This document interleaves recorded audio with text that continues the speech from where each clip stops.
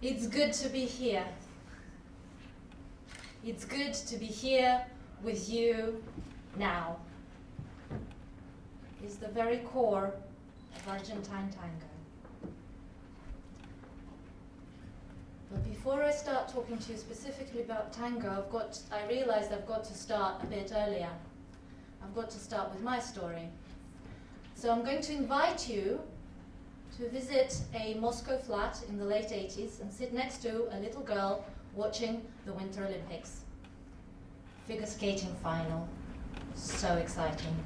Russians care about this stuff. Okay? And I'm watching this American couple, and they're zesty, and they're exciting, and they're precise. Their synchronization with each other is brilliant, and they get excellent marks, 5-9, 5-9, 6, and the commentator saying, just one more couple to come out. I think it's hard to beat these guys, and I'm going, I don't know who to root for here. The next couple is Russian, maybe I should root for them. Should. And they come out, and you know what, their synchronization is brilliant.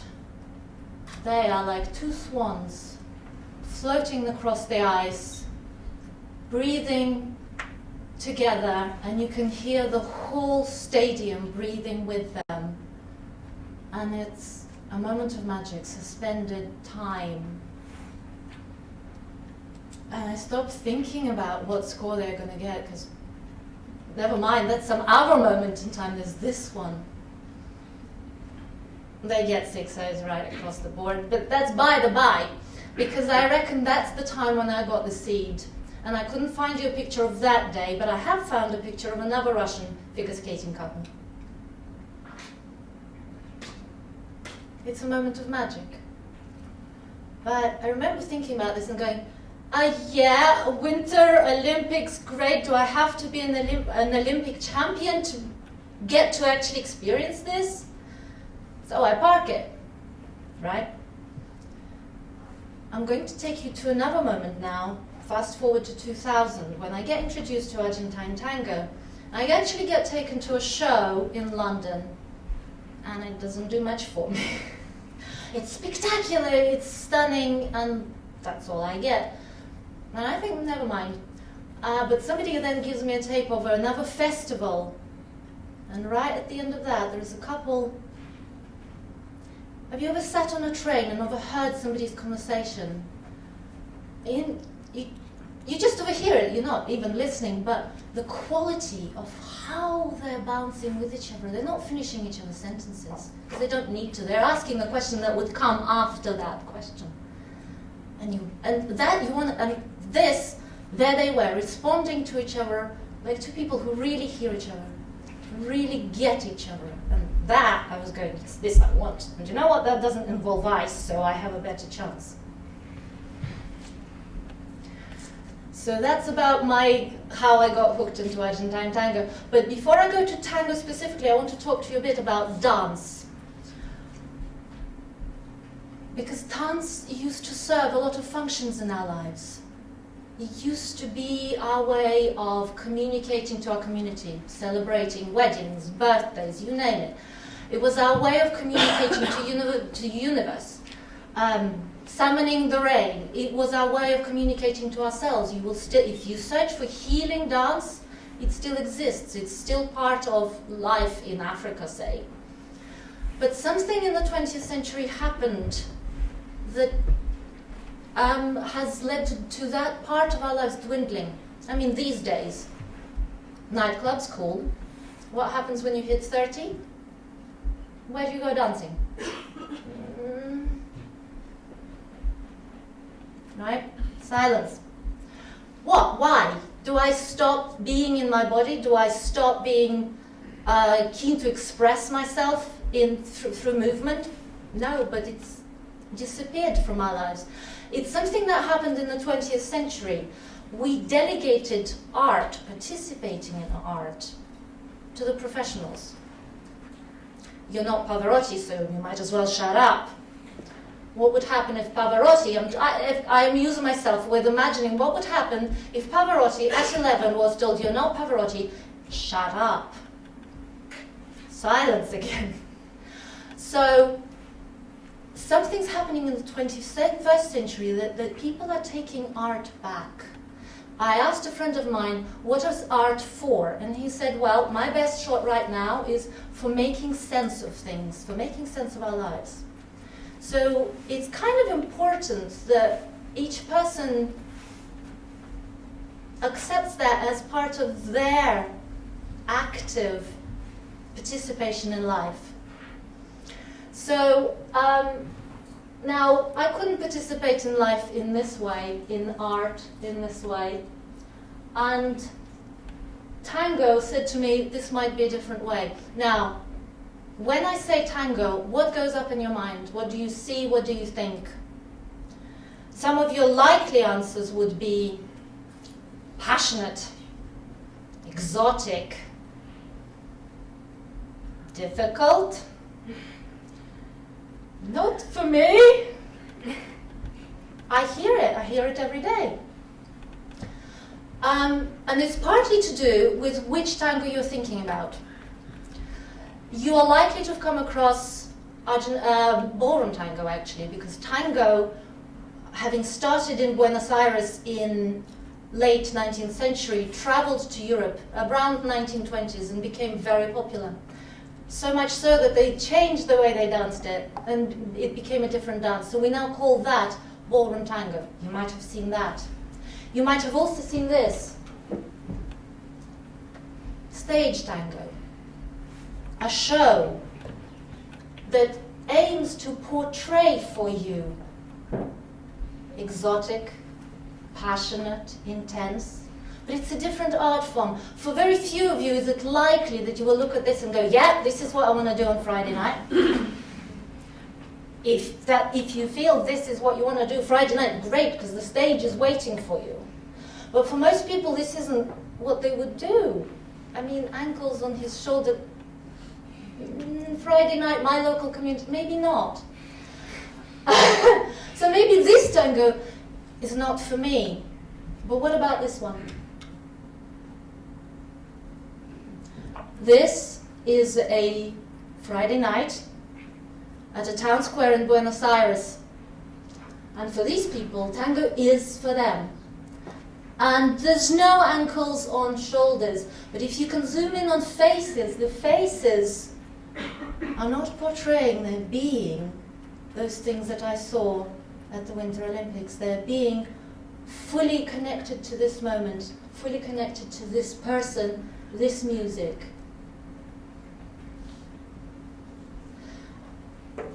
Now, I want to show you how tango has been traveling around the world.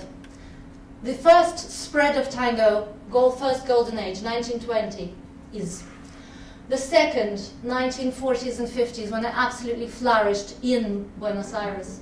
But it's having a quiet journey around the world, because this is Gezi Park in Istanbul in June 2013.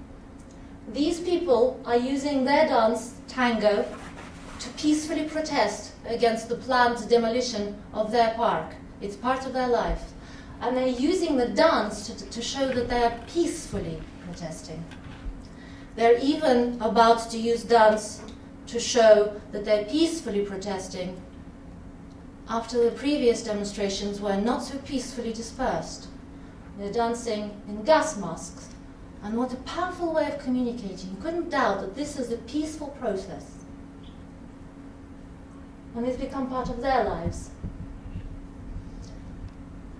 And it's an intense moment. We said intense, hold that one, because what comes next is the healing moment.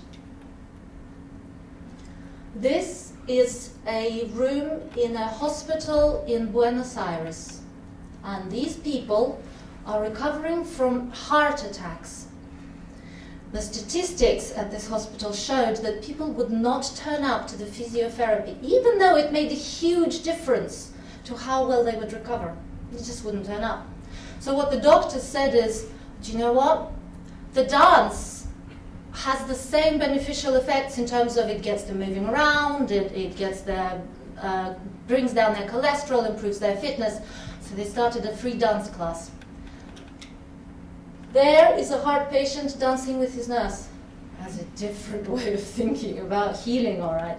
And there is the doctor, the heart doctor, who in this BBC interview was telling about how it came about. And they're watching the patients. If ever I need healing, I'll go to the dance class. Now, I talked about healing, and we talked about intense. This little girl is about to talk to you about difficult. At this point, she's 2.5, and I'm not sure how much longer she's been dancing than walking, or the reverse, I don't know.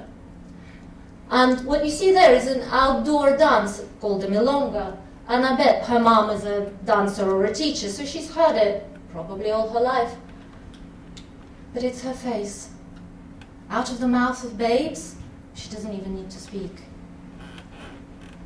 That same absorption in the moment, that same communion with herself, with the music, with the person with the place that she is. You want a closer look? 2.5, could she be making this up? Do you know what she does when that song finishes? Look at that whole body reaching up again, more. I've talked to you about difficult, I've talked to you about intense. Exotic means somewhere else, with somebody else, different. Well, for these people, it's absolutely part of their life. What I want to talk to you a bit about next is we've talked about community and how important it is. Well, tango, if I could click you back to that Buenos Aires square, tango is danced in a circle. So as well as dancing with one person, you're actually dancing with a whole bunch of people in this space. And it becomes a practice of being in a community. Tango is an improvised dance for two. And what I mean by that is that that social tango is not danced to a plan. It's danced to a split-second response to what's happening around you and what you're communicating to each other. It's done without words. You've got music setting, proposing a pattern for what you might do. Now imagine that you could practice communicating with somebody at that kind of speed, at that kind of refinement. And then imagine that you could pick that and put that into other areas of your life. Imagine that same sensitivity could be part of how you responded to people at work, with what you could pick up about members of your family, what's happening. Imagine you could dance with people. Well, we planned a live demonstration for you today, but life did another thing.